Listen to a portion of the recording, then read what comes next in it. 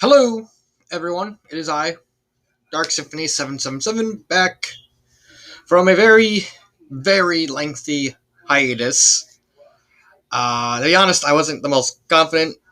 There was a lot of stress buildup, and I kind of lost my passion for reading it, which caused this specific video to be delayed a lot longer than I wanted it to be.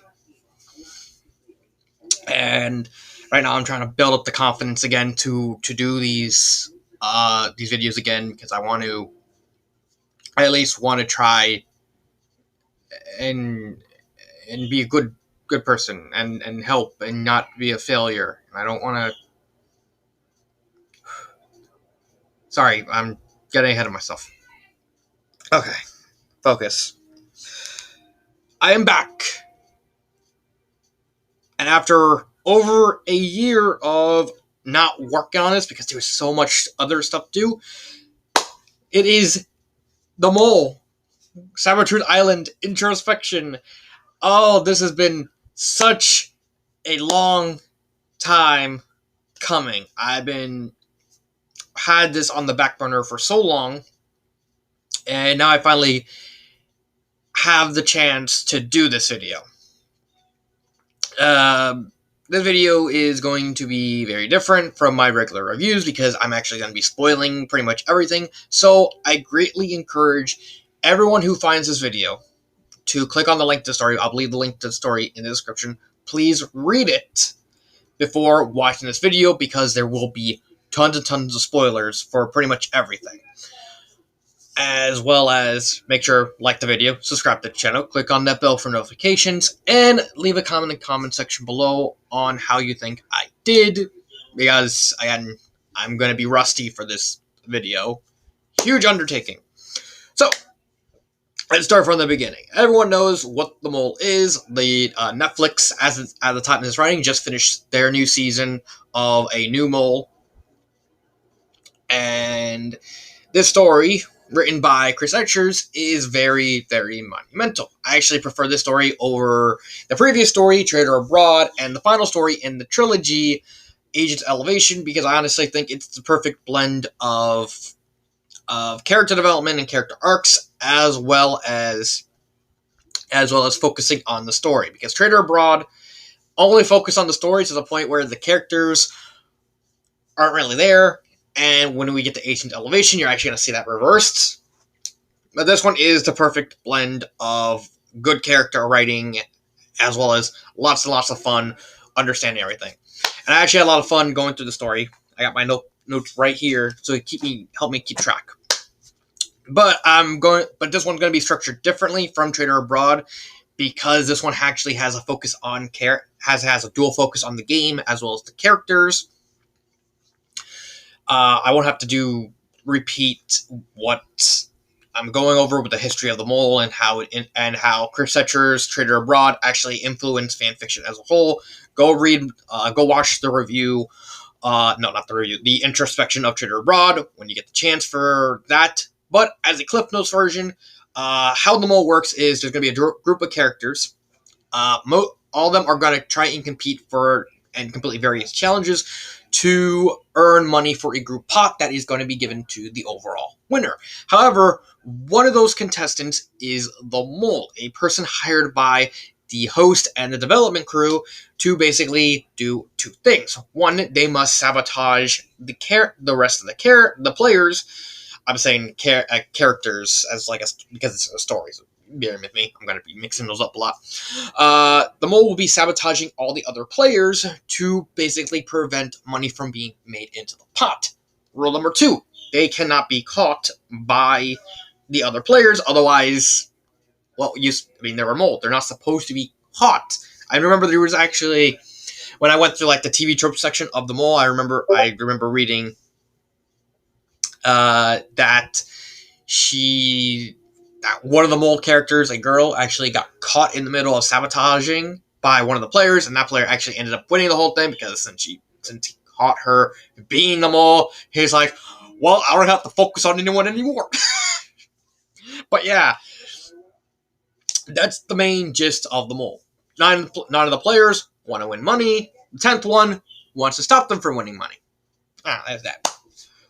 So, where are we going this time? Well, unlike Trader Abroad, where we went to various random locations that we don't know about outside of Rootport, this location actually takes place on Isle Delfino, the source of Super Mario Sunshine. For those who don't know, Super Mario Sunshine was a very, very popular game. I believe it was a Nintendo GameCube launch title. I don't know for sure if it's a launch title. I know it was on the GameCube. I played it. I played a lot of it. That takes place on the Isle Delfino. Mario Sunshine is very notable for two things. One, introducing Isle Delfino. Two, introducing Bowser Jr. Yes, Sunshine introduced Bowser Jr., who eventually overshadowed the Koopalings.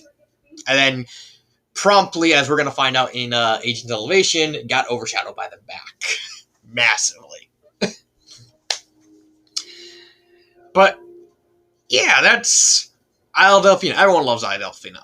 Sirena Beach, I thought it was, Rico Harbor, Bianco Hills, all that sweet. We're all going to be going to every single location except for Corona Mountain, because why would you have challenges in a volcano? Don't ask me on that. But before we actually get into the nitty gritty, I thought I might as well just say the contestants. The contestants are 10 characters. They are in order: Lubby, Vivian, Wario, Yoshi, Goombella, Bobbery, Wendy, Boo, Diddy, and Rosalina. 10 characters right there. Your 10 players. As well as the host, McBallyhoo. McBallyhoo, I might as well talk about McBallyhoo since, he's technically a constant. McBallyhoo is the most subdued here. I actually remember doing my introspection on Trader Abroad, and I kind of mixed up his personalities between the stories, where I said he was very sadistic, he was pointing out the flaws and what the character's doing. I was inadvertently saying it for the Saboteur's Island on for the Trader Abroad. It's like I mixed them up. The McBallyhoo here in Saboteur Island is completely different from McBallyhoo in Trader Abroad. He's very more subdued. He's actually out of the way for the most part. He's much more active in Trader Abroad and Agents of Invasion for various reasons. And he's more or less just there, kind of acts like he's like down on vacation. He's just like, have fun. In fact, when I first read this, I was expecting him to kind of fall asleep somewhere. Nah, he was just doing his job. He was just a generic host this time. But overall, that's fine.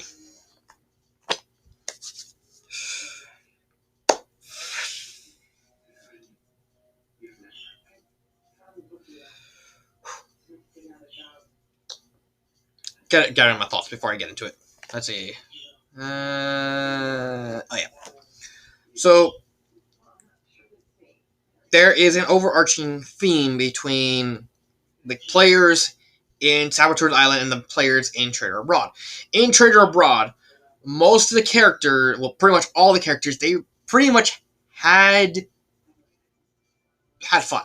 Their whole gimmick was they were just there for the journey. They didn't particularly care about the money until like Lakitu, until at the very end where he proposed to his fiance. Now he's like, I'm going to win the money to pay for the wedding, and then he lost. And Agent Elevation, they're going to be going through the same thing. They're going to have a completely different dynamic. But for the Saboteur's Island crew, their whole dynamic is they want to win. Unlike the Trader Abroad crew, who want to have fun. They want to journey to win. These guys, most of them want the money. And they're willing to do anything to do it. To get it. And that developed a very different dynamic because now we actually have character arcs and character development and all this fun snazzy jump. So I hope you can bear with me on this as I bring you along the ride across sunny Isle Delfino.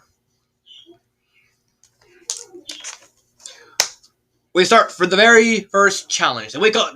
All the contestants, they show up on a lonely beach, all by themselves. All 10 contestants, and then they hear buzzing. Wario. They all look to Wario. It's like, you're the strong one. find that sound. Wario smashes the sand, my bad, and finds a radio with clues on their first challenge, which is a classic. I don't know why I got a message like that. There. Turn off the notifications. Which is their first challenge, which is a plane jump, kind of referencing Trader Abroad, how they started with a cliff jump. It's like, haha, they jumped off a cliff. We're gonna make off a plane. Here's how the challenge works. It's worth 20,000 coins. All 10 players will be riding in a plane to Delfino, where they will be landing, I believe, in Gelato Beach. About a third of the story actually takes place in Gelato Beach. There, one at a time, each player will be taking a raffle down to Gelato, while also McBallyhoo will be speaking into their ear about a code. Every single player that goes down will have the code taken longer. So, for instance, the first person jumps down, McBallyhoo gives them the code, and then when the second person comes down, McBallyhoo gives them the earphone and say, you tell them the extension. You basically say, oh, here's the code, this, and then it repeats until every time. Every time someone jumps down, the money increases for how much they make.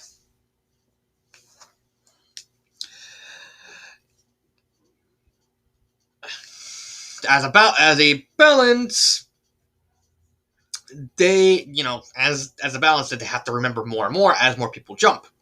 So, what happens? Well, they win up to 6,000 coins. Basically, half of them actually. What did I put?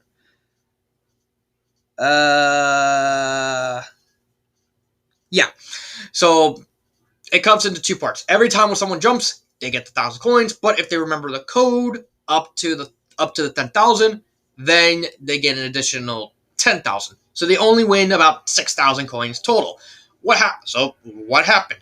Well, Wario happened.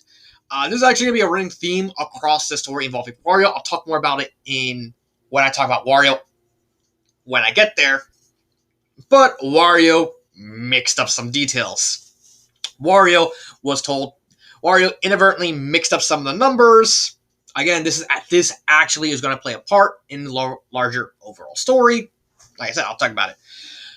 Wario mixed up some of the numbers, and Wendy actually pretty much just forgot the numbers, causing the last person in the line at the time, Boo, because what happened in the plane was they realized the numbers are completely mixed up, and it's not really worth the risk to continue jumping down the plane if they cannot clearly remember what the code is. So 6 of them jumped, 4 of them stayed on the plane, and the last one to actually be told the code was Boo.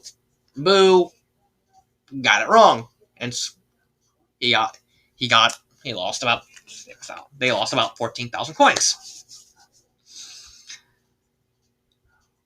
There are several details that happened between the events of the first mission and the second mission. Unlike Trader Abroad, where I didn't really talk about this because there wasn't really much to talk about in terms of the thematic clues, because most of the clues were actually during the missions.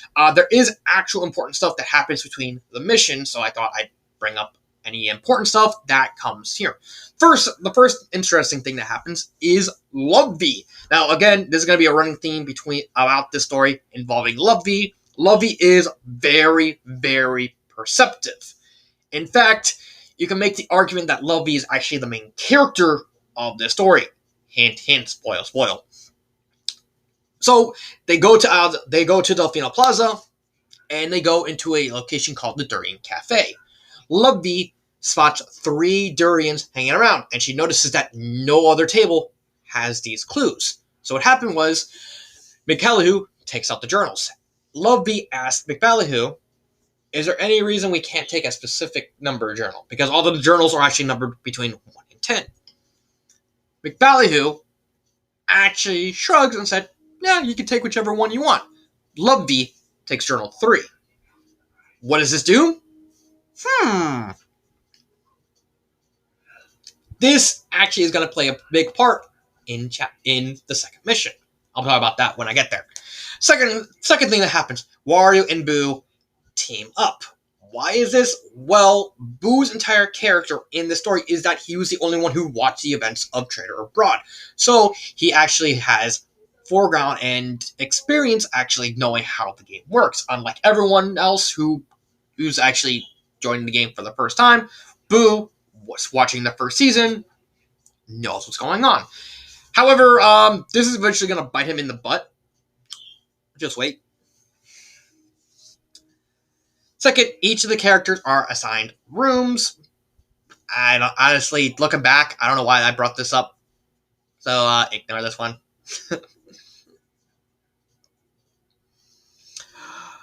The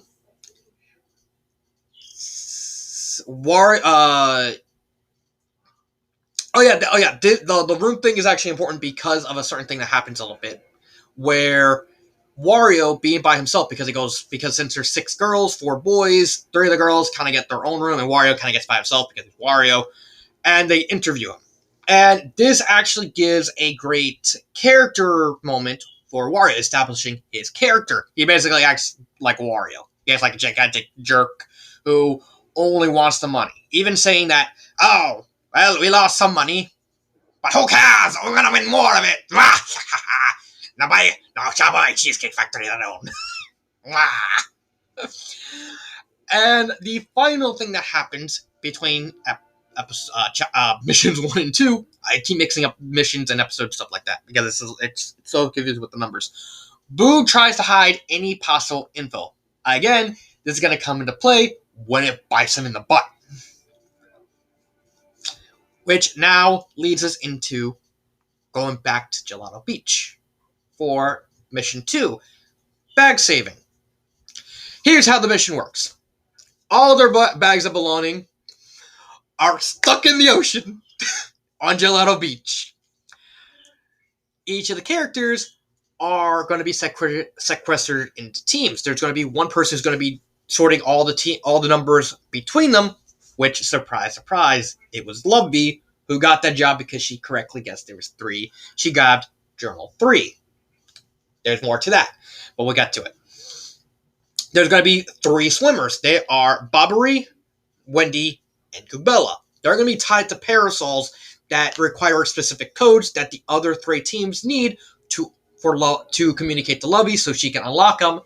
And all 3 of the jobs of those 3 swimmers is to go grab the bags from the safe. They can only grab 1 bag at a time, and every time they bring a bag back, they get money. And now we got the other 3 teams. One is Yoshi and Vivian. They have to go back to Durian Cafe, make a durian smoothie, and fill up a certain amount. Wario and Diddy, they have to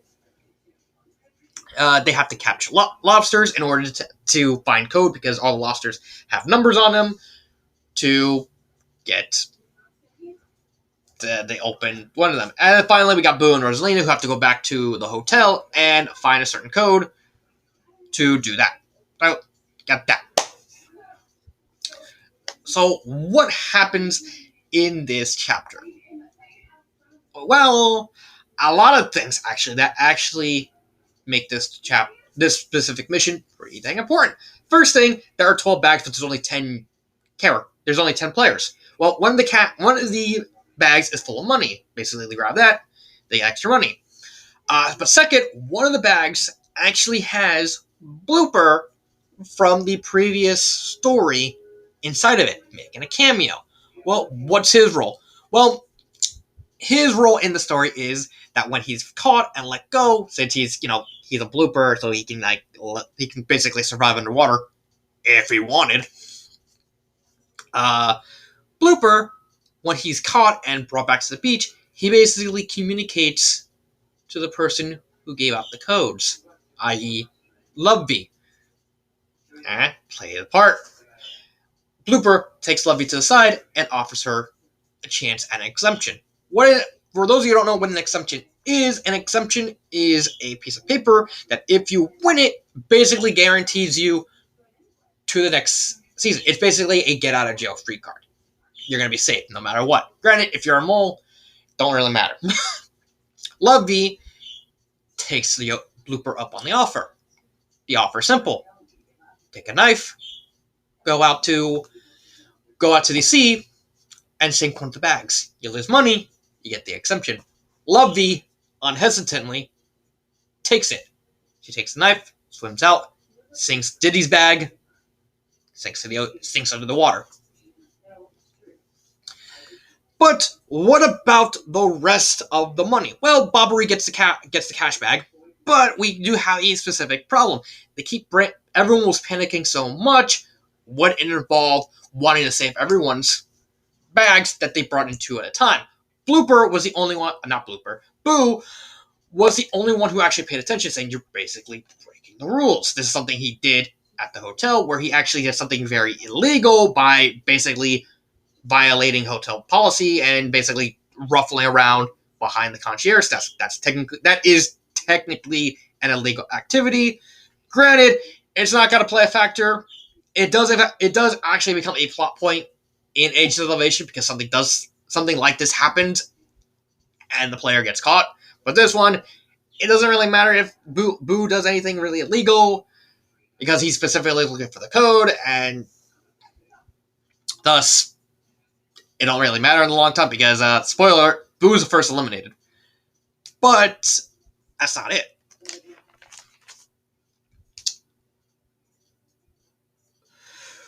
All three swimmers were freed. However, Goombella and Bobbery kept bringing in multiple bags because they wanted to save as many bags as possible, which is why Lovey took the exemption.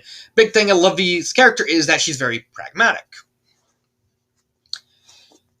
So they kept losing money because they kept bringing in multiple bags. Granted, McBallyhoo counted one bag for each, but he refused to count the other one. What about, well, that was just Bobbery and Wendy. What about not Bobbery, Bobbery and Goombella. What about Wendy? Wendy just grabbed her bag and just sat on the beach. Cuddling her bag. Like, So overall, from these two missions, the total pot stands at... Oh, I almost burped. The total pot stands at 30,000 coins. Well, yep. That's everything. Okay. And we come to the elimination chapter. Here's how the elimination works. Every single player is going to take a 10-question quiz over the events of the episode.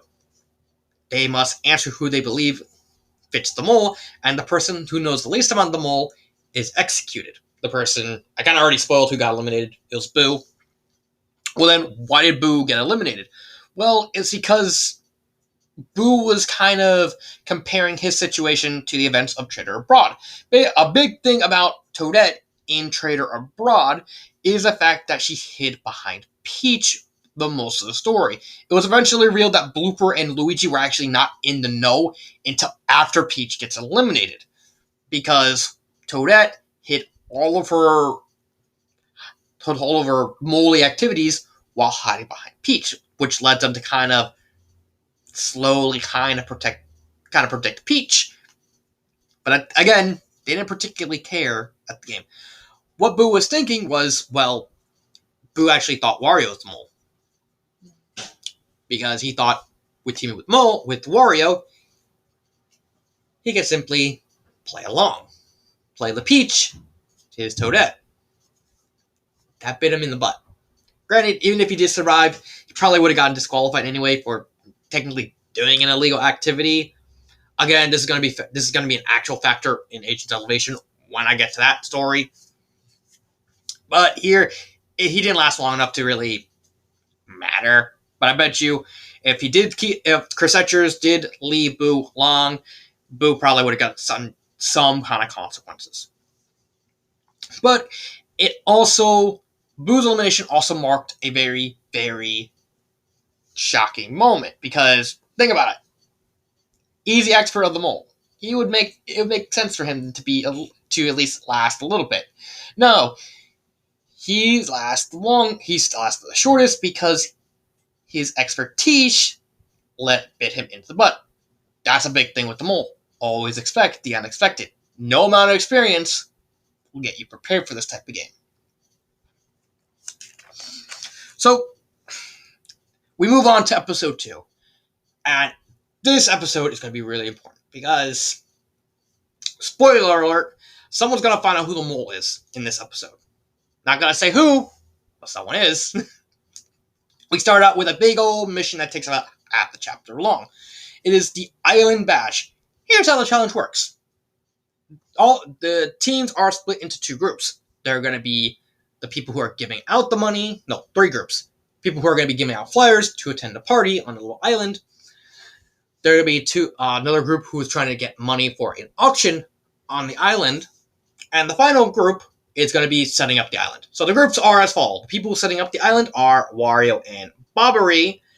The people giving out the flyers are Lovey, Diddy Kong, Vivian, and Yoshi. And the people trying to get items for the auction are Wendy, Rosalina, and Goombella. They all split into groups, well, except for Wario and Bobbery, who kind of had to be there he had to get woken up very early to get enough time to set the party. And we get a lot of neat interactions. We get fun, we get entertainment, we get Vivian being cowardly.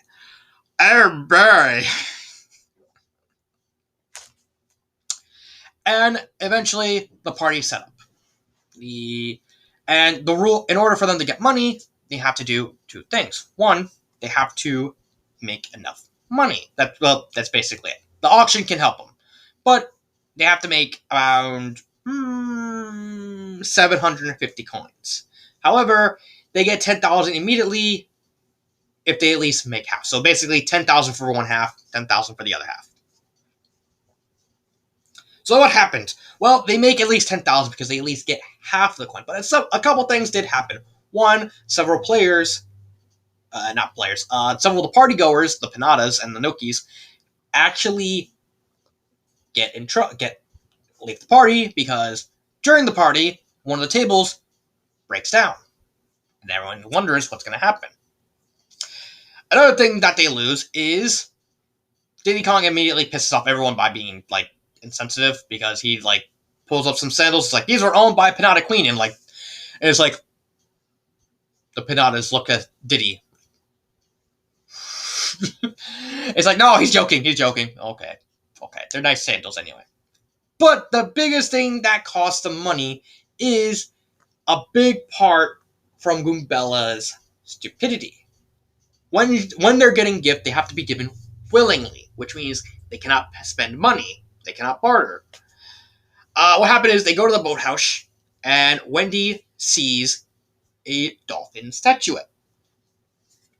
This one actually is admittedly kind of excusable, because my get from the context clues around it, Goombella actually thought Wendy wanted to basically own the dolphin thing for herself and kind of screwed the pooch.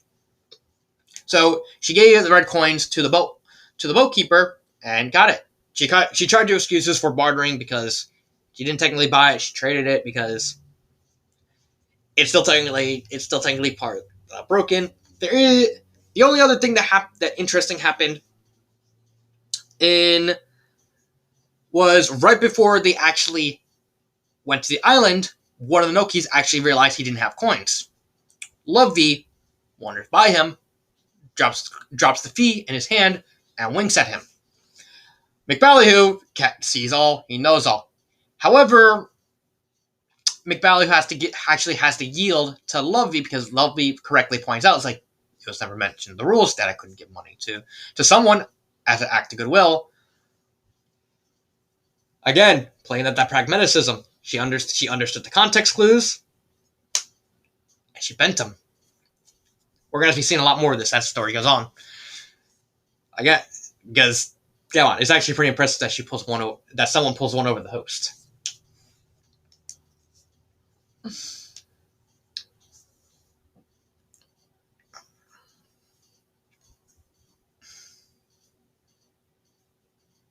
Yeah, let's see. There is one other interesting thing about this, because I'm trying to, because this one's kind of messy. is the fact that I'm going to be spoiling a future event for the story. Lovey, despite technically being the main character, she doesn't win the story. She doesn't win. She comes very close, but she doesn't win. And she's actually foreshadowing her own elimination in this chapter. She says, and I quote, "You made this challenge harder than it needs to be." No,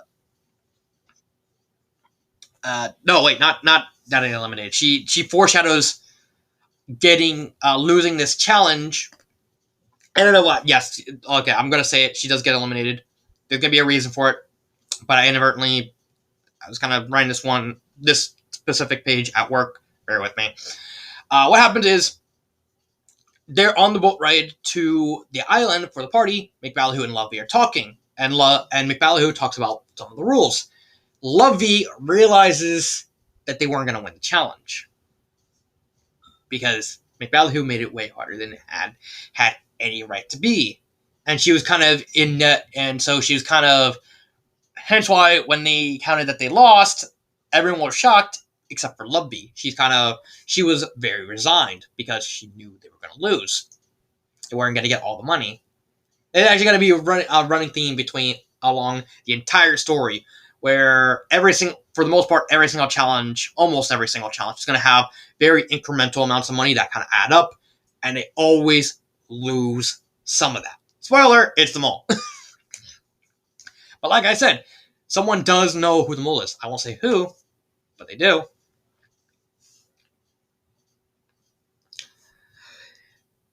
After the party ends, we enter the fourth challenge, which is they have to take each item and cart it across the island to a ferry. And they must give them that item to be able to go back to Delfino Plaza to sleep. If they don't, then they're basically stuck on the island for the night. They're in 3 groups. One has to take the sabotage item, which was the screw. Remember, one of the tables collapsed. It's because someone loosened one of the screws on the legs, causing it to knock down. The second team has to carry the volleyball net. Oh, boy.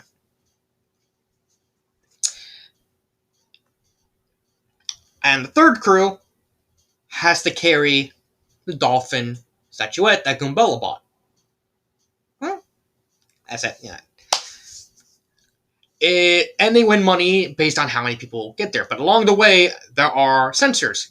If they get caught by a sensor, then they can't move for about 3 minutes. And they have to do this within about 20... Yeah, they have to get like 20... They have like 25 minutes to do it. And they win a certain amount. And they win about 5,000 coins for every person wins. So what happens? 2 of the crews made it. The island with the screw, and the team with the statuette. Well, why didn't the volley team make it? Well, first off, they had to carry an entire volleyball set, which is really heavy. And it didn't particularly help when McBallyhoo was telling them rules, basically says, okay, we're gonna be just split into 3, as it is. And basically, the 3 groups that are standing together are the rules, so they didn't have time to be flexible to see who gets which group, because McBallyhoo says, well, your time's starting now, which causes Diddy to panic. Oh boy. There is one other thing that happens between this mission and the elimination, and that is Yoshi's conversation with Wario. So hold on, I actually realized that I didn't actually write. Let me get back to this. Okay, so I actually had to pull up the story because I completely forgot to write down the conversation that this was going to have.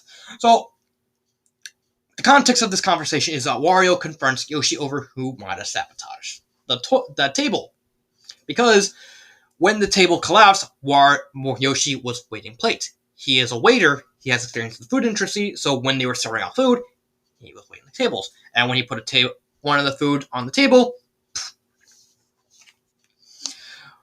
Wario says, and I quote, "Okay, Yoshi, Any memory of someone who was wandering around the food tables before the table fell?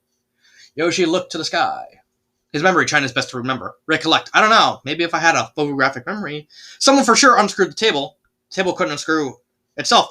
Yep. Ah, man, it's useless. I should have paid more attention. Yeah! And Wario laughed. This is actually important because Wario, spoiler alert, knows who the mole is. And he found out during that challenge. I won't say how he found out until later, but he does. And it nearly wins him the game in the story. So we get to the elimination, the quiz is settled, and Rosalina is the one eliminated. Honestly, Rosalina doesn't have much of a character. She's only... Really, it's just her and one other character who's going to be eliminated next episode. The other ones who don't really have much of a character. She was really there. I don't have anything to say with her. She was just quiet and reserved. She was...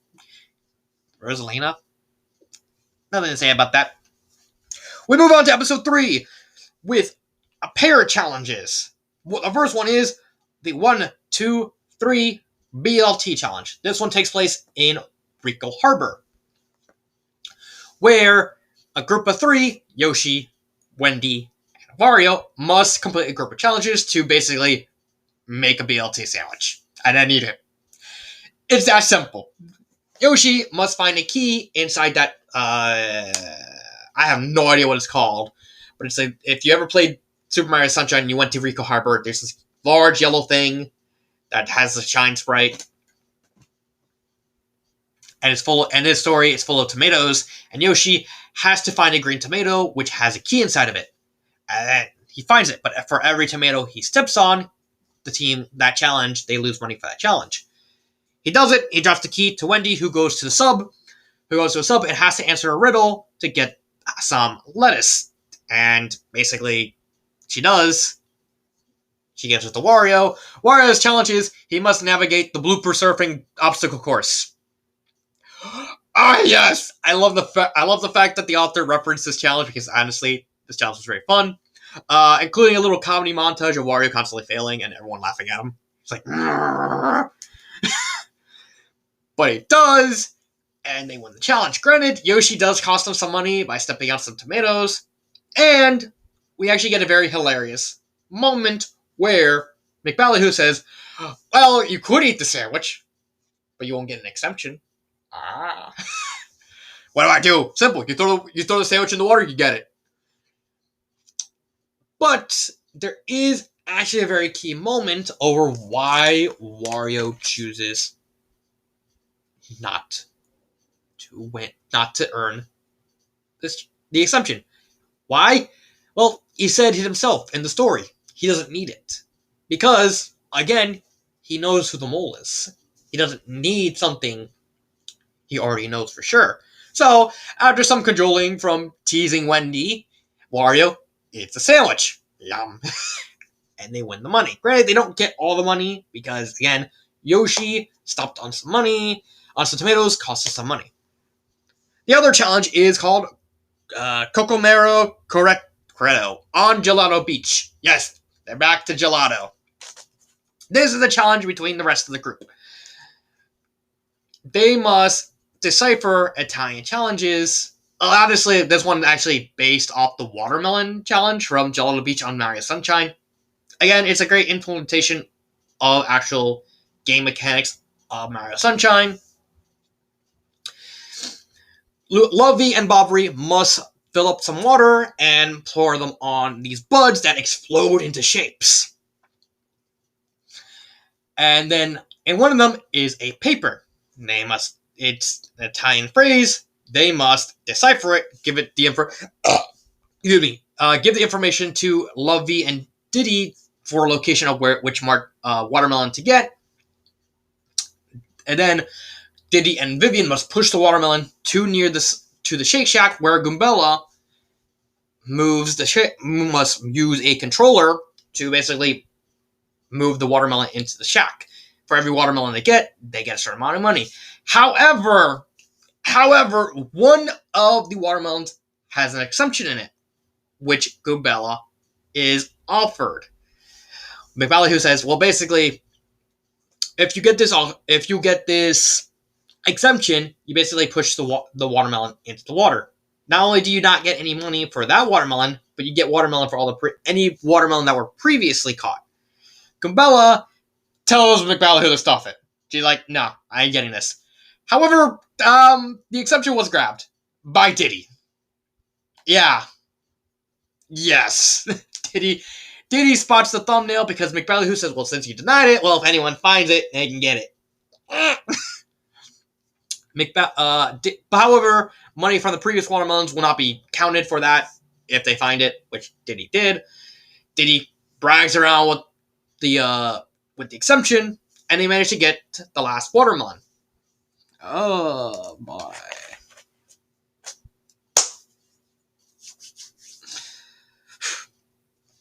And the total pot after that was 69,000 coins. Nice.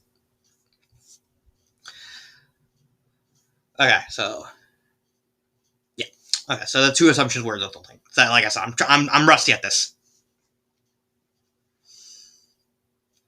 Between these two challenges and the final challenges, we get met with Luigi. Oh boy, the winner of them all. We met the runner-up. Then we get the winner. Who's next? The mole herself, Toadette? Nah. However, Luigi is there to kind of inadvertently foreshadow the next challenge. Not really a big thing, but it's a small enough thing. And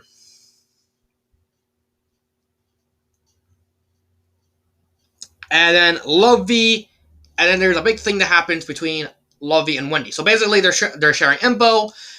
And Lovey, I'm going to spoil this right here. Lovey knows who the mole is too. And this is the first implication that she knows who it is. Not going to say who, but I will say this. Wendy really should have taken Lovey's advice. We get to the second challenge, the final challenge, the Wiggler Cowardice Test. So basically, here's how it works. Each players will be separated into 4 teams of 2. One of them will be in front of a very, very mad Wiggler. The Wiggler of Gelato Beach. However, the other contestant can change how fast they go by answering a random question asked by McBallyhoo. To get it right, they hold up 2 stagehands, hold up a painting, calms the Wiggler down, slows them. But if they get it wrong, they hold up a painting that pisses the Wiggler off, he goes faster, makes the challenge harder. If they get the Wiggler within a certain distance and jump, they win a small amount of money. But if they get closer and they jump, they get a large amount of money. And this basically just goes until each person who's supposed to jump jumped. Very simple. Yeah, kind of.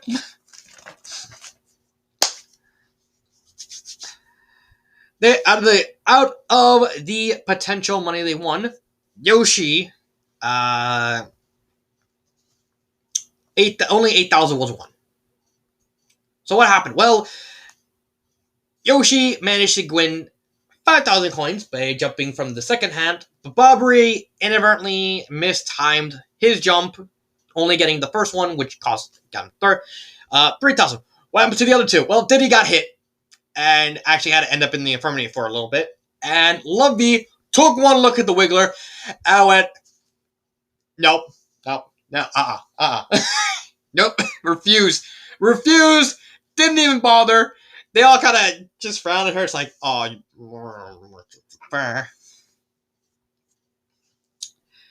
however, before we get to the assumption, there is one interesting thing that happens. Lovey, tired of Diddy's shit, excuse my language, steals his exemption, which causes Diddy to have to take the quiz. It's like, oh no. However, Diddy doesn't get eliminated here. It's Wendy. Wendy's the other character that doesn't really have much of a character arc. I mean, she starts out very selfish. Once she gets slightly better, I honestly think maybe, I don't know, if you wanted to do something with her, they could have, but she wasn't there enough, because a large portion of this focus of this chapter was specifically on Lovey. Again, She's technically the main character. She gets most of the focus. And so that causes Wendy to leave. We enter episode 4 now. Oh, yes.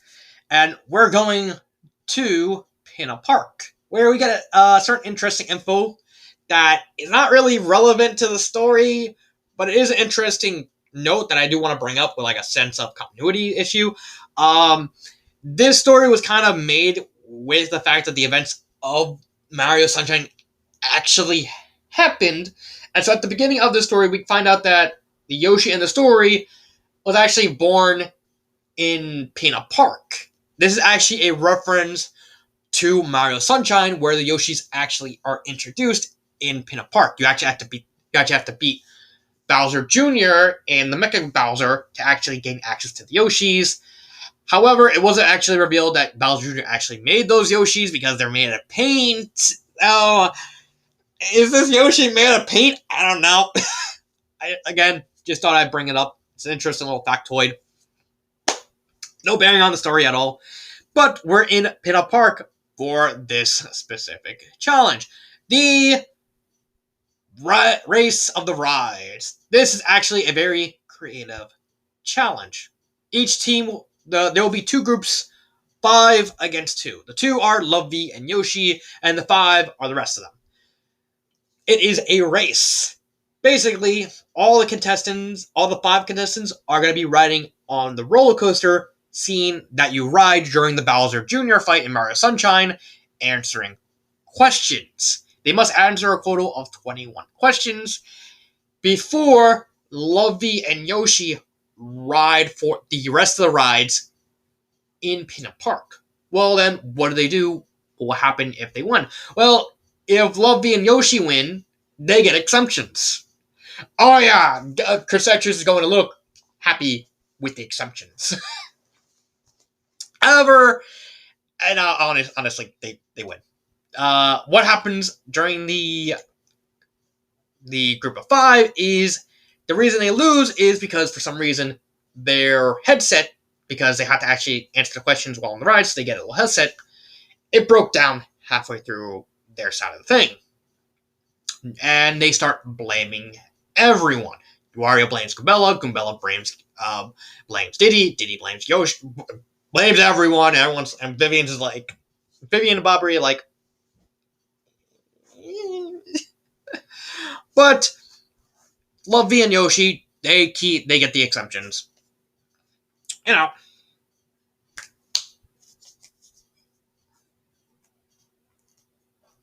However, there is another interesting note related to this challenge, is the simple fact that this is actually the first challenge that they don't actually win money on.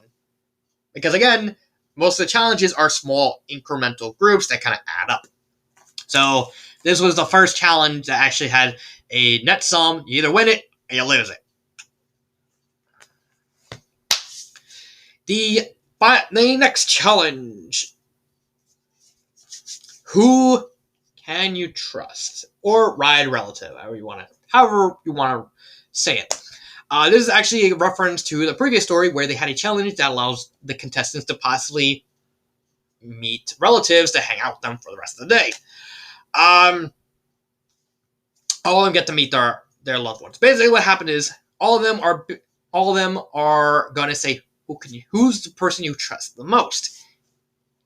Each contestant is gonna be brought into the boat and show over the person that they declared was the most trustworthy, and given a little video of each of the loved ones of the contestants to say and ask some question: are they going to ride the roller coaster or not? If they say yes, you press the one button. If they say no, you press the other button. If you get it right, you win money, and the relative gets to stay with them for the rest of the episode. Oh yes, and spoiler alert: not only do they all get their money, but Lovey and Yoshi give up their exemptions to get the final 2. Another thing that happens is they willingly give up some money to let Vivian guaranteed to get her relative. And we get a little hilarious moment where Vivian's like kind of excited. It's like, oh, you give up money so I can guarantee to see my loved one. It's like, all right, bring in Beldam. It's like, oh, Beldam. Oh. And Vivian kind of dies inside when she hears that it's Beldam. Kind of a hilarious moment. But we do get something interesting. Besides the little hilarious moment with Vivian. When they were discussing giving up their assumptions to get the loved one, Wario strong-armed Yoshi into giving up his. And Lovey's dad guilt-tripped Lovey into giving up her reception. Basically, Lovey was very stubborn, saying that, well, it's only for one day. It's only for a couple hours. It's not going to matter. It's like, well, everyone gets to see the one you want. You got to see your loved one. I think it would be very, very hurtful to get see their loved one even for a little bit. Granted, Bobbery's talking out his ass because he got Flavio. Ah! Bobbery's not a fan of Flavio. And what happens is Lovey looks back past them and looks at her father. The king, basically, Lovey's father is basically God of Mario. Take it on as you will.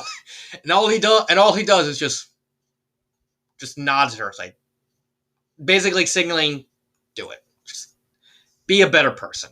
And Lovey reluctantly gives up her assumption. Another thing that happens is during Goombella's wait for her teacher, the old Goomba from Thousand Year Door that helps you with navigating where to go. I completely forgot. I completely forgot what his name is. While they're waiting, McBally, who actually asked Goombella, said, why did you choose Vivian so fast to willingly give up the money on? Goombella's response is, I don't think anyone suspects her the mole, but they think that she's an inexperienced player. This actually plays a very big part later in the story, but we'll get to that. As well as another thing is, again, Wario's threatening Yoshi and the strong arming him actually plays a big part later down the line, with specifically in regards to Lovey. Again, keep that in mind. Actually, anything more? No.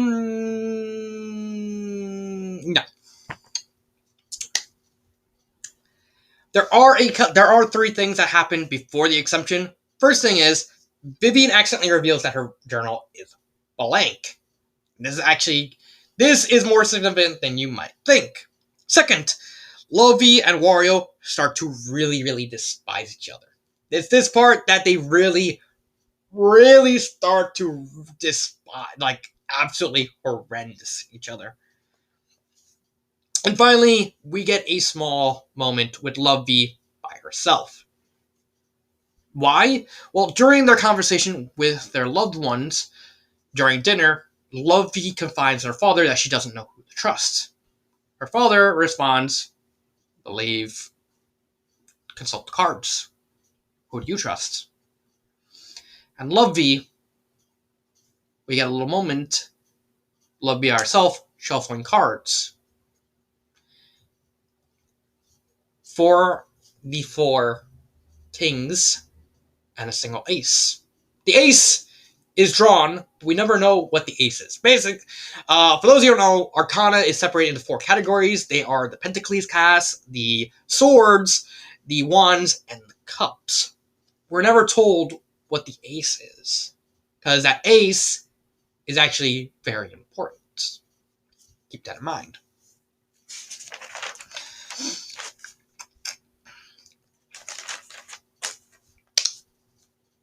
And finally come to the last challenge of the episode. Yes, there is another challenge during execution.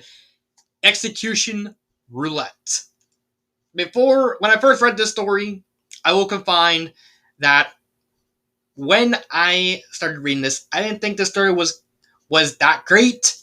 until this challenge. This challenge is very, very significant in every sort of deal, because this chapter dictates the rest of the story.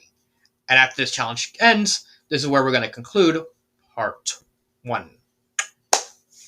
So let's get to it. One by one, each character will be put on the hot spot. They will be given a chance to win an exemption on the spot. All they have to do is convince one specific player to save them. You think it's that easy, but it's not. Because every time they get saved, they win money. Thinking, wait, then just save everyone, and you get about 21,000. Because each save is 3,000 coins. However, we have to look in the context of everything that happened beforehand.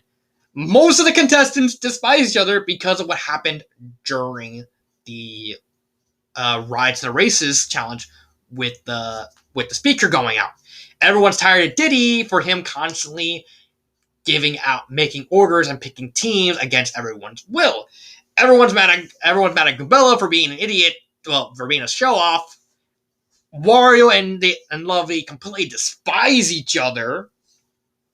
And as we're actually going to see through the rest of the story, they're actually going to try and sabotage one another to get the other eliminated.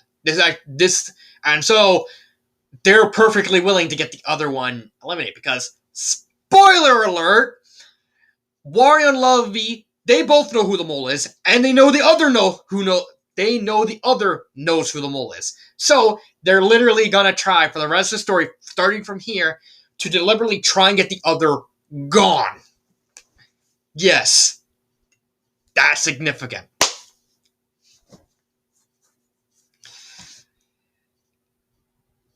Not to mention, everyone is really, really getting tired of Lovey kind of being very pretentious. Really, the only one that people don't really hate is Vivian. Going back to Gabella, no one believes she's the mole, but inexperienced. More significant than you might think. So, for this challenge, I thought I might as well just go through how each of them behave, because, again, very significant. First one is Goombella. She gets Wario, Lovey, and Vivian. Goombella pleads her case not to be put up for elimination. Wario and Lovey, they stay fast, saying that this is how the game is supposed to be played. We're not changing our minds. However, Vivian is a soft person. She saves Goombella. Goombella is safe. They win 3,000 coins. Second one, Wario. He has to convince Vivian, Yoshi, and Goombella. Wario completely shits himself and completely backtracks. It's like, well, you saved Goombella, and since now you saved her, you have to save everyone. They're not buying it. Vivian's about to save Wario, but Goombella and Yoshi basically stall her long enough to basically run the timer out. Wario gets put up for elimination. Wario is safe. Third, Yoshi. He has to convince Lovey, Diddy, and Bobbery. Lovey still staying fast. However, Bobbery takes kind of pity on the guy. He's like, all right, you're annoying. I'll just.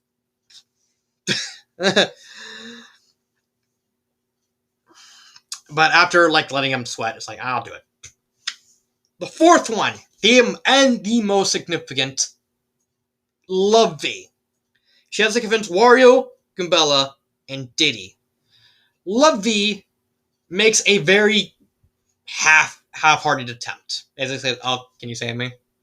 And it's like, no. Like, alright. That's basically Lovey's thing. She literally, once they say no, like, alright, I didn't want you to save me anyway. Because this marks a very drastic difference in ideologies. Wario, when he was presented, backtracked immediately. However, Lovey wanted to stand up for her ideals. Lovey was perfectly fine with being eliminated or being put up for elimination if it means standing up for her ideals. However, her pragmatism and her ideals, as we come to see as the story goes on, They're not going to hold. They're really not going to hold together. However, Love V is put up for elimination. No money is won. Love V is safe. Again, Love V knows who the mole is, so she knew she was going to be safe. But why is that? Well, I'll mention this when we get to the end. And the final person, Diddy, Babari, Yoshi, and Wario. Diddy plays their case. However, everyone is sick and tired of Diddy's bullshit. Everyone was tired of Diddy constantly basically dictating who goes on which teams. And they were willing to let him get eliminated to get him far away. And guess what? Diddy was eliminated. He was gone. The total prize was $12,000. But wait a minute. There was only 5 people. What about the other 2? Well, one of the rules of this challenge is if someone is eliminated, any money that would be gained afterwards is automatically gained. So they gained an extra amount. So what do we say about Diddy? Diddy was a very cocky, headstrong, constantly butting in, and honestly, this eventually bit him really, really badly in the butt because they only really didn't vote for him because they were just tired of it all. They were tired of him causing problems with the team's construction. They were tired of him always butting heads, and that ultimately cost Diddy the long run. It didn't have to be this way, but it did. But even then, despite being the 4th eliminated, Diddy was a solid character. Like I said, the only bad characters in the story were Rosalina and Wendy because they didn't really have anything going for them. But Diddy marks a marketed improvement. So I will say that ends part 1 of the Mole Saboteur's Island Introspection. I thank you for putting up with the very long hiatus. This has been, and I hope to see you in part 2, where I'm probably going to be at my house doing this. This has been Dark Symphony 777, and